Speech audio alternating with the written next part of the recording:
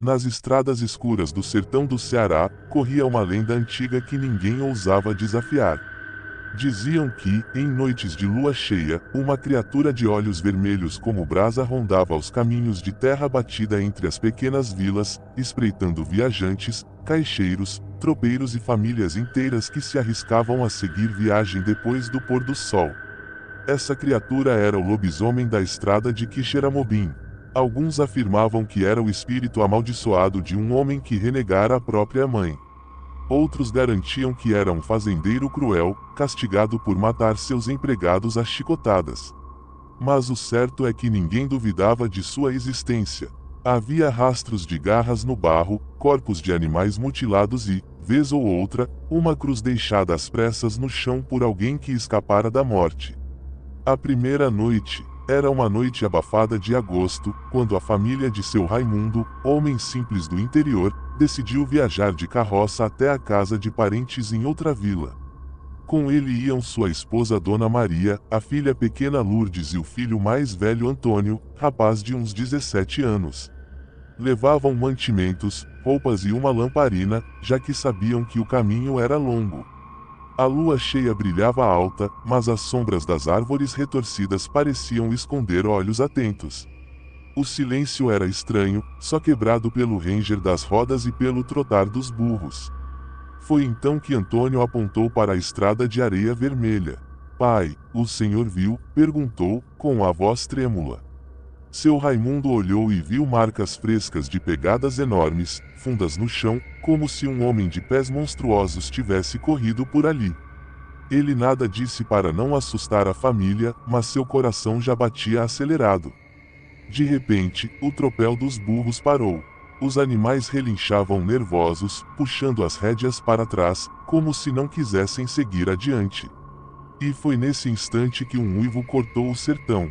Um uivo longo, carregado de ódio.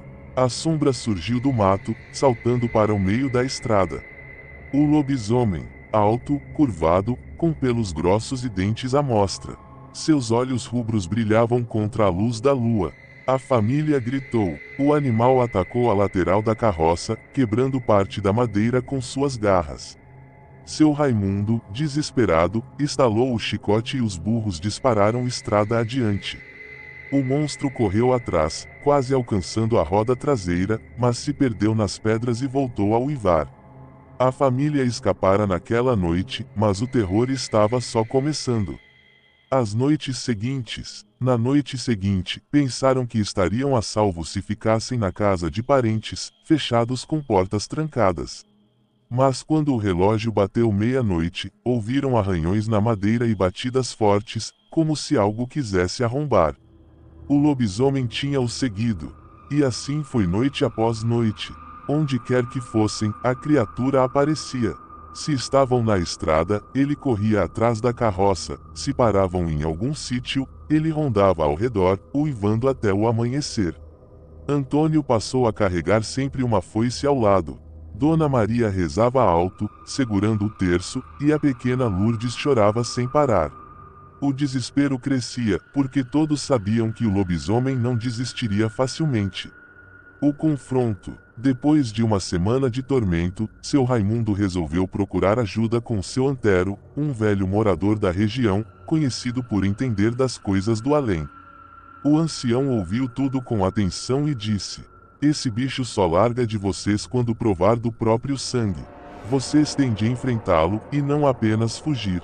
Mas cuidado, é na última noite da lua cheia que o monstro fica mais perigoso, e também mais vulnerável." Seguindo o conselho, Raimundo preparou um plano. Esperaram a última noite da lua cheia, armados com facões, foices e uma estaca de madeira afiada. A estrada estava silenciosa demais, como se até os bichos soubessem o que estava por vir. A lua surgiu, enorme no céu, tingida de amarelo. E o uivo ecoou mais forte do que nunca. Das sombras, o lobisomem apareceu, mais imenso do que em qualquer outra noite, os músculos tremendo sob o pelo grosso, a boca cheia de baba e dentes. A criatura atacou com violência. Antônio balançou a foice, mas a fera desviou e o derrubou no chão. Dona Maria, protegendo Lourdes, gritava sem parar. Raimundo segurou a estaca e avançou contra o monstro, mas foi lançado longe com um golpe. Parecia o fim, até que Antônio, ainda caído, cortou a própria mão com a lâmina da foice e atirou o sangue no rosto da criatura. O velho Antero dissera que o sangue humano tinha poder de quebrar a fúria da besta. O lobisomem recuou, urrando, como se queimasse por dentro. Foi nesse momento que Raimundo, reunindo forças, enfiou a estaca direto no peito do monstro. Um urro horrendo ecoou pelo sertão, fazendo os burros dispararem e os galhos das árvores tremerem. O lobisomem cambaleou, caiu de joelhos e, por um instante, sua forma mudou. Não era mais a fera, mas sim um homem magro, de rosto conhecido, o primo distante da família, Joaquim, que todos acreditavam ter desaparecido anos antes. Ele olhou para Raimundo com olhos cheios de dor e, antes de morrer, sussurrou: "Eu só queria paz." E então tombou, inerte. O fim das noites de terror. Naquela madrugada, a lua cheia desapareceu atrás das nuvens e o silêncio voltou ao sertão. O corpo de Joaquim foi enterrado longe, em terra bruta, sem cruz. A família seguiu viagem, marcada para sempre pelo horror que viverão. E a estrada de Quixeramobim, até hoje, guarda a fama de amaldiçoada. Muitos afirmam ouvir uivos nas noites mais claras, como se o espírito do lobisomem ainda rondasse por lá, em busca da vingança que nunca pôde concluir. Mas seu Raimundo e sua família jamais esqueceram que enfrentaram a fera e sobreviveram. Segunda história, a besta fera. No sertão do Ceará, muito se falava de uma criatura que vagava pelas estradas poeirentas nas noites de lua crescente. Não era um lobisomem, nem onça, nem coisa que os olhos humanos pudessem entender. Chamavam-na apenas de besta fera. Diziam que quem se aventurava a vê-la não voltava jamais. E, se voltava, voltava mudo, demente, ou com os olhos vazios como quem perdeu a alma. Os curiosos. Naquela época, grupos de jovens ousavam se arriscar. Armados de coragem tola e movidos pela curiosidade, saíam de madrugada para a beira da estrada, levando lamparinas e facões. As famílias imploravam: "Não vão, a estrada chama, mas não devolve." Mesmo assim, eles iam. Alguns nunca mais retornavam, outros eram encontrados dias depois, caídos no mato, sem ferimento algum, mas sem vida, como se algo tivesse sugado sua essência. Com o tempo, a estrada ganhou fama de caminho proibido. Só passava por ela quem realmente precisava, e sempre antes do pôr do sol. O homem que voltou. Entre tantos desaparecidos, houve um que voltou. Seu nome era Zé Venâncio, um vaqueiro valente, conhecido pela força e pelo jeito zombeteiro. Ele dizia que nenhuma assombração podia com ele. Numa noite de sexta-feira, resolveu provar que a besta fera era apenas lenda. Montou seu cavalo e partiu sozinho pela estrada, sob a luz da lua. 3 dias depois, reapareceu. Mas não era mais o mesmo. Seus olhos estavam fundos, sua pele pálida como nunca se vira em homem de sol. Caminhava devagar, como se tivesse envelhecido anos em poucas noites. A voz, outrora firme, saiu rouca quando o povo da vila se reuniu para perguntar o que tinha visto. O relato. Com a boca trêmula, Zé Venâncio contou: "Eu vi a coisa. Não é bicho desse mundo. Primeiro, ouvi um trote estranho, como se fosse cavalo correndo, mas sem ferraduras, um som oco, pesado. Depois, o vento soprou gelado no meio da caatinga.